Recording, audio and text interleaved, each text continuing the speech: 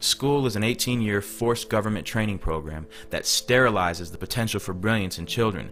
Those who actually survive schooling and survive conformity and continue on to think for themselves truly are a rare breed.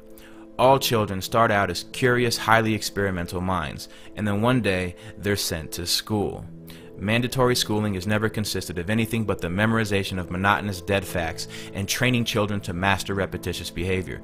For the greater part of their day, everything the child says must match the interest of their school teachers. Their behavior must coincide with a set policy and a set regulation. They cannot use the bathrooms without permission. If they wish to speak, they must raise their hands. And after every hour or so, a bell rings and everyone must move to it.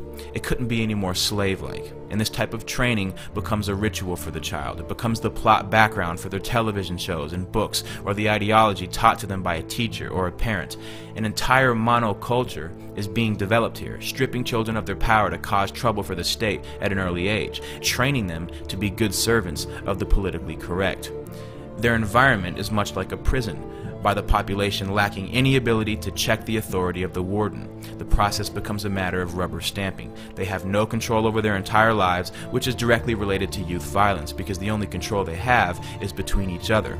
Mandatory schooling produces children who are either terrified of the tyranny of others or have been raised to perpetually exploit the conditions of others. It's just like the prison system, forced cohabitation.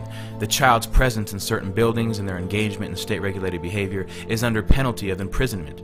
An entire army of truancy officers have been hired to make sure that no child is on the other side of the bars. At the end of 18 years of coercive state authority, the child is released into the world. It's like the end of an 18-year prison sentence. Now that you're trained to do as you're told, now you can be free. And the produce of these schools, or this state-controlled manufacturing operation, is a society willing to submit, to obey, and to listen. Forced behavior, which technically amounts to a type of slavery, will only inculcate a mindset of fear and terror.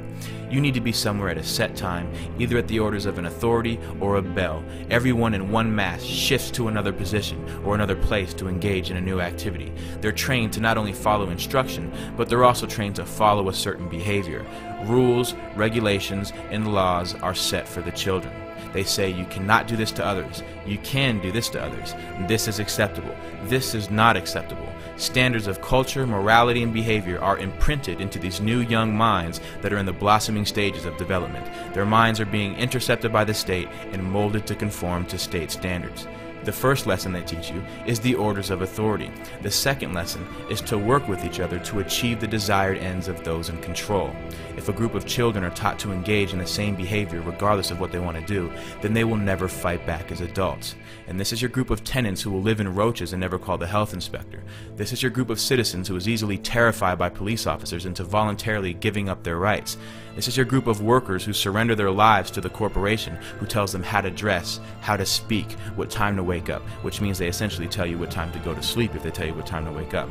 This is nothing new. These are the fruits of mandatory schooling. If we look into the roots of 19th century industrialism, the Civil War demonstrated to industrialists and financiers how a standardized population trained to follow orders without significant thought could be made to function as a money tree. It's no surprise that global power and corporate wealth is based on a third-rate educational system that works against developing individuals of true character and true intellect. Because the mindless bureaucrat or the thoughtless worker who will follow a system without question is the pattern that our system depends on. And this is what school produces. The system is not designed to educate the public, which is why federal and state bureaucracies call the shots, not the parents, not the local school boards. Every law is harshly enforced with maximum punishments. The tone of a principal is much like the tone of a warden, with no check on his authority. They will always have a way of using coercive ability to enforce a standard on the population. Strict punishment awaits any kid who disobeys this ruling force, and there is no doubt that an active student body reflects positively on school administrators. It's like factory floor men. They're fulfilling their quotas to the inspecting superintendent of the local school district. This is the reality of government training. The state doesn't care if children are homeless or on the streets or suffering from malnutrition and hunger, but the second the child fails to appear in school at the scheduled time, like a court date, the police are alerted.